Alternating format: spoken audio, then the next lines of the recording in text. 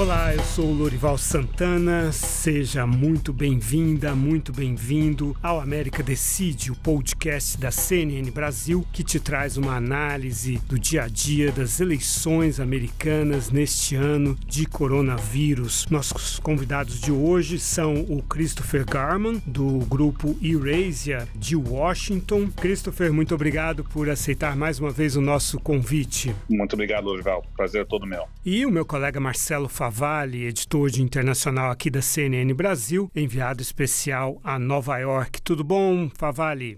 Uma saudação ao Lorival, ao Christopher, a todo mundo que nos ouve, sempre um prazer. Temos muitos assuntos, mas vamos começar falando dessa decisão do presidente Donald Trump de proibir a entrada de pessoas que tenham estado nos 14 dias anteriores no Brasil. É uma decisão que passa a vigorar nesta quinta-feira e que não atinge naturalmente os cidadãos americanos e os residentes nos Estados Unidos. É uma decisão que lembra bastante uma medida que ele adotou lá no começo, quando ele próprio ainda menosprezava bastante essa ameaça do coronavírus. No dia 29 de janeiro, ele adotou essa medida em relação à China e depois, no dia 14 de março, em relação à Europa. Foram momentos bastante marcantes, dessa dinâmica dos Estados Unidos. O presidente Trump ficava oscilando muito, relutando muito em adotar medidas que prejudicassem a economia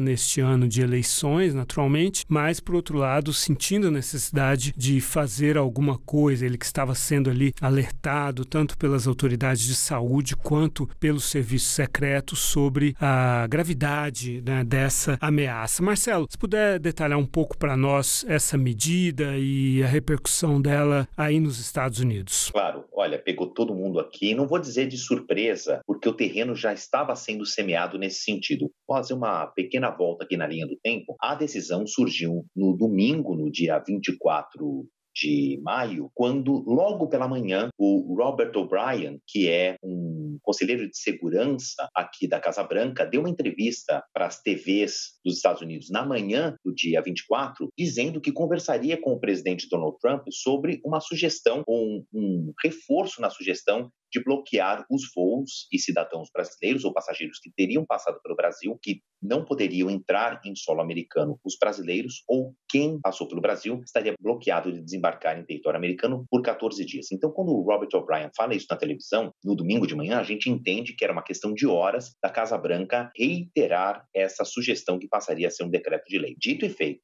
Aí, quando foi por volta do meio da tarde aqui, umas 16 horas do Brasil, 15 horas aqui no horário da costa leste dos Estados Unidos, veio a notificação, por meio de uma declaração da própria Casa Branca, dizendo que essa suspensão entraria em vigor às 11 horas e 59 minutos da quarta para a quinta-feira, então no primeiro minuto da quinta-feira, a partir da última semana de maio. Agora, esse assunto não surgiu nesse domingo, Primeiro que ele já tinha aparecido na semana anterior, quando, numa coletiva de imprensa, o Donald Trump foi perguntado por um repórter que estava ali acompanhando uma reunião de secretários, e quando o Donald Trump respondeu essa pergunta dizendo: essa suposição, essa opção continua na nossa mesa diante do crescimento contínuo de casos no Brasil, segundo Donald Trump, que estava sendo observada de perto pelos Estados Unidos. Donald Trump diz que ainda está considerando a interrupção de voos vindos do Brasil com destino aos Estados Unidos por causa da pandemia da Covid-19. O presidente disse que, abre aspas, não gostaria dessas pessoas vindo aos Estados Unidos para contaminar os americanos, fecha aspas. E aí o Donald Trump faz um discurso ali amigável, dizendo: temos uma enorme relação amigável com o Brasil, inclusive a gente está mandando os respiradores para o Brasil caso eles estejam necessitando, tudo mais. Volta um pouco mais no tempo, que no dia 28 de abril, ainda no mês passado, quando houve então uma reunião ali no Salão Oval entre Donald Trump e o Ron DeSantis, que é o governador da Flórida, também numa pergunta de um jornalista que acompanhava aquele encontro, perguntou se havia possibilidade, a suposição de voos bloqueados da América Latina, principalmente para o sul dos Estados Unidos, não precisa de ser a quantidade diária de turistas que vão a lazer ou vão a negócios da América Latina para a Flórida, e o Ron DeSantis desconversou, na verdade disse: olha, todas as medidas estão sendo tomadas para evitar que a gente chegue a extremidade a enorme necessidade de ter de bloquear os voos. Nesse momento, o Trump interrompe ali a fala do Ron DeSantis, o governador, com os jornalistas e pergunta: se você quiser, eu assino imediatamente. Olha, vamos analisar ainda essa situação. Acho que não chegamos a esse ponto, mas não vamos tirar da mesa. Então, entre 28 de abril, quando surge isso publicamente, a gente tem um pouquinho menos de um mês para ter essa medida efetivada. Agora, neste começo de última semana de abril, caiu como uma bomba no setor da economia, porque também surgiram números de que a mobilidade urbana, obviamente, está aumentando e também está aumentando o embarque de passageiros, sejam os turistas domésticos ou internacionais. Mais pessoas estão vindo aqui para os Estados Unidos e o setor de turismo no sul dos Estados Unidos estava esperando de braços abertos os latinos, em especial os brasileiros, que tradicionalmente, historicamente, vêm passar as férias de verão aqui nos Estados Unidos nos parques da Flórida. Então, havia um fôlego de esperança, economicamente falando, que esse mercado voltasse a ter um fôlegozinho. E não vai ter, né? Porque agora a entrada de brasileiros tange a zero depois dessa medida. Brasileiros que, além de passear, também fazem muitas compras. Afinal, moramos num país muito fechado, então qualquer produto industrial em qualquer país que tenha acordos de livre comércio com outros países, em geral, tem melhor qualidade e menor preço. Nessa segunda-feira, eu participei de uma entrevista com o embaixador Nestor Foster, que é o encarregado de negócios da Embaixada do Brasil em Washington, no programa Live da CNN Brasil, e ele demonstrou que o Brasil aceitou bem essa decisão dos Estados Unidos, compreendeu essa decisão. Afinal, o Brasil está aí, escalou, né, nos últimos dias todas as posições do ranking do coronavírus, dos casos e das mortes, e está aí indo na direção dos Estados Unidos, que estão em primeiro lugar. Christopher Garman, essa decisão naturalmente é parte de uma estratégia do presidente Trump de procurar afastar de si a responsabilidade, né, por tantas mortes e tantos casos confirmados. Ele está sob pressão nos Estados Unidos por não ter adotado medidas mais severas e com maior anterioridade. As pesquisas mostram, em geral, que os eleitores preferem o democrata Joe Biden quando se trata da questão da saúde, né, de lidar com a epidemia, mas confiam mais no presidente Trump na condução da economia. No balanço entre essas duas coisas, como você vê as perspectivas políticas e eleitorais do presidente Trump neste momento? Olha, eu acho que o quadro está extremamente apertado. É difícil de cravar quem deve se sobressair nessa eleição, mas o que chama atenção, olhando todas as pesquisas, é o grau de baixa variância sobre os índices de apoio ao presidente. Se a gente olha os índices de apoio ao presidente Trump antes da pandemia, ele tinha um grau de aprovação entre 42 e 43 pontos percentuais de aprovação. Na primeira fase da pandemia ele subiu 5 pontos percentuais, mas ele voltou exatamente aonde ele começou, com uma taxa de 42, 43 pontos percentuais de apoio. A gente olha os índices de aprovação do presidente nos estados-chaves, os chamados swing states, aquele estado no colégio eleitoral que vão fazer a diferença para a disputa presidencial. E o Trump, novamente, ele está hoje exatamente onde ele começou antes da pandemia.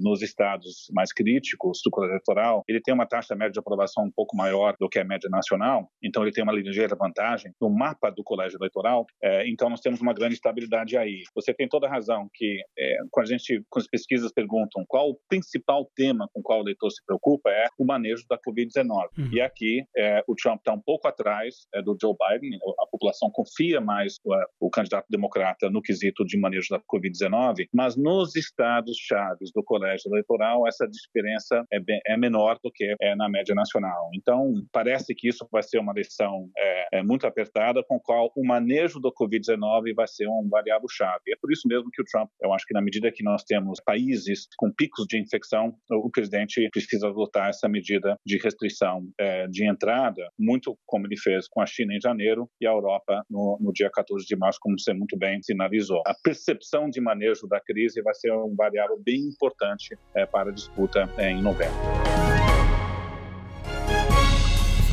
Nós achávamos que a eleição de 2016 tinha sido atípica, né? Bem-vinda a 2020. Isso sim é uma eleição totalmente atípica, imprevisível. Não temos referências, né, Christopher, para avaliar o impacto de cada um desses fatores. Como contrapor saúde e economia? É impossível para a mente humana ter que fazer essa escolha de Sofia. E tivemos aqui, por exemplo, um estudo da Universidade de Columbia, de Nova York, né, dizendo que se os Estados Unidos tivessem adotado medidas de distanciamento social uma semana antes do que adotaram, teria salvado ao menos 36 mil vidas. 36 mil pessoas teriam morrido a menos do que na data do dia 3 de maio, que é a referência da pesquisa. Eu tenho a sensação de que, e vivendo aqui no Brasil, a gente também percebe isso com toda essa polarização, que estudos como esse, dados como esse, são ignorados ou refutados facilmente, não só pelo presidente Trump e os que o apoiam diretamente, mas pelo eleitorado dele. Há uma imensa desconfiança em relação à ciência, às universidades, a uma universidade de Nova York, da Costa Leste, identificada como um ambiente liberal, democrata, né? Parece que essas coisas batem e voltam, né? Essa é a sua percepção também de que o que a imprensa diga ou que os estudos ou a ciência digam contra o Trump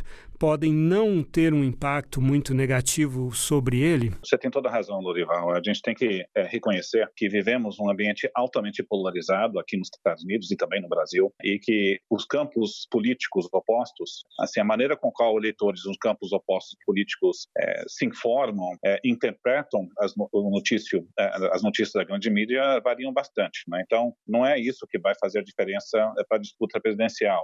Os apoiadores do Trump, eles vão minimizar esses tipos de estudos, vão apontar para outros dados. Então, acho que assim, a eleição vai se dar por outros fatores. Eu até apontaria dois, né? Primeiro, para a gente lembrar que, assim, a gente tem que ficar muito atento a como é que a opinião pública nesses estados chaves estão progredindo. Porque a gente olha o colégio do mapa eleitoral, no fundo, a eleição de novembro aqui nos Estados Unidos provavelmente vai ser ditado para onde vai o eleitorado em 3 estados, que é Michigan, Pennsylvania e Wisconsin. Esses 3 estados, o Trump levou na última eleição contra Hillary Clinton com menos de 1 ponto percentual do voto. Né? Esses 3 estados permanecem muito apertados. Então, não é a percepção da opinião pública em Nova York, ou na Califórnia, ou no noroeste dos Estados Unidos que vai fazer diferença, mas é como que os eleitores nesses estados vão se comportar. Né? E aqui a gente tem que reconhecer que nos estados swing states, nos estados mais chaves, assim, nós temos taxas que variam de acordo com o contágio da Covid-19 em si, né? Então, um fator que a gente vai ter que ficar de olho é qual o plano de abertura da economia no nível estadual e como que as populações locais reagem a isso, o risco de repicos de infecção, se eles abrem cedo demais, e a percepção da opinião pública aí. Acho que isso vai ser, a gente tem que prestar mais atenção nesses desdobramentos do que esses tipos de debate nacional sobre a Covid-19. E segundo, que eu chamaria muita atenção, é a percepção do eleitor americano de o quanto tempo vai durar essa pandemia e o quanto tempo vai demorar para a economia retomar. Se existe um fator que preocupa muito a Casa Branca hoje, a gente olha as pesquisas de confiança do consumidor, existe um otimismo exagerado ao olhar essas pesquisas do tempo de duração dessa pandemia e o quão rápido a economia pode voltar. Em média, o americano acredita que podemos voltar à atividade normal a partir de julho e agosto. Mas se a gente olha a dificuldade de abertura sem você ter uma reincidência do lado da infecção e demorar mais e a economia não voltar tão rapidamente, talvez isso pode quebrar a expectativa do consumidor. Então, talvez o que está segurando os índices de aprovação do Trump é uma percepção que existe um fator temporário, né, para a crise atual. Então, é tão difícil de cravar essa eleição exatamente por isso, que vai depender muito de como o público reage a essa pandemia, talvez de expectativas de tempo de duração, e a eleição em novembro, é um tempo longo. Hoje, nós na Eurázia, a gente ainda acredita que o Trump tem um ligeiro favoritismo, mas nossa convicção nessa visão está caindo. Marcelo Favalli, você que chegou aí em Nova York em março, no final, né, do inverno, aparecia ali de elegante, ali com seu sobretudo e tal, agora já entraram aí num momento, né, de primavera, caminhando em direção ao verão. E como é que você sente a mudança? Eu, quando morava em Londres, por exemplo, parecia que uma população saía e dava lugar a outra população londrina chegava na cidade no verão, a cidade se transformava completamente, e Nova York também acontece isso, também tem um inverno muito rigoroso, até mais do que Londres, né? Você acha que, digamos, o general verão, a fadiga dos americanos de terem passado por esse momento de enclausuramento, né, e esse desejo de sair, de ir para as ruas, ajuda o presidente Trump no sentido de que ele é o defensor da reabertura dos estados, ou o medo ainda é algo muito predominante no sentimento, por exemplo, dos nova-iorquinos com quem você convive aí? Respondendo essa pergunta, eu te aponto a enorme queda de braço que está havendo entre republicanos e democratas, e mais uma vez personificado aí no Donald Trump e no Andrew Cuomo, que é o governador aqui de Nova York. A alegoria que você criou, essa imagem imagética, é perfeita. Aqui parece que a cidade se muda completamente. A primavera é uma estação aqui em que Nova York sempre soube capitalizar muito bem. Então, exemplo, mudam os espetáculos da Broadway, tem as novas coleções, né, que são tão faladas na Semana de Moda de Nova York. Tudo é programado para acontecer nesse começo de virada de clima, na primavera especialmente. A cidade ganha outras cores, as flores florescem, né? É outra cidade, realmente, você sente isso, o ânimo das pessoas muda. Agora, a primavera aqui de 2020 já é dita como uma primavera completamente atípica para Nova York. É claro que é uma primavera típica para todos os Estados Unidos ou para o resto do mundo. Mas aqui em especial, que é tão vivenciada e tão vívida a primavera, entra até nas campanhas publicitárias, existe um enorme freio de mão, porque as pessoas não conseguem sair. De um lado, então, eu falei que tem o presidente Donald Trump, que tem uma referência muito forte com Nova York. A Trump Tower fica na Quinta Avenida, a construção do mito do magnata Donald Trump passa pelo mercado imobiliário de Nova York. Ele tem uma afinidade muito grande com a cidade. Ele faz esse trabalho de impulsionar. Gente, vamos tentar retomar a vida. E do outro lado, esse enorme freio de mão puxado chama Andrew Cuomo, que embora o governador do estado de Nova York tenha aberto o estado, ele só abriu 50%. São as cidades menos populosas. Obviamente que aqui os 5 distritos que compõem a cidade de Nova York, Manhattan no coração desse centro que eu estou falando, continua fechado. As pessoas estão muito ávidas e muito impulsionadas a sair e não conseguem. E eu enxergo nisso também não só um impacto óbvio, né, na economia, mas como um freio também na adesão à campanha política. Eu falo agora um pouco como pessoa física e não como pessoa jurídica, das caminhadas raras que eu faço aqui, para ir no supermercado, comprar alguma coisa para comer, ou nos intervalos que eu tenho num final de semana de folga, eu vejo que a campanha eleitoral, que num ano de eleição tinha que já ser muito pungente, porque a gente estamos às franjas do segundo semestre, ela não decolou, ela não aderiu, ela não tem essa discussão entre as pessoas. Então, eu também acho que o fato dessa primavera frustrada vai ter um pouco de reflexo na campanha eleitoral. Eu falava agora há pouco da enorme esperança do turismo, da aviação civil em esperar o verão, quando você tem hordas de turistas internacionais, não só no sul dos Estados Unidos, como em Nova York, que também é uma importantíssima porta de entrada para o turista de negócios ou turista de lazer. Não vai acontecer. Não existe nenhuma perspectiva de uma entrada dos turistas aqui. A ocupação nos hotéis, por exemplo, está abaixo dos 90%. Era para estar acima dos 20%, quer dizer, de desocupação, né? Então, a esmagadora maioria dos quartos tinha de estar ocupado agora nessa primavera, está absolutamente vazio. Então, olhando uma linha, a gente vê uma pequena diferença.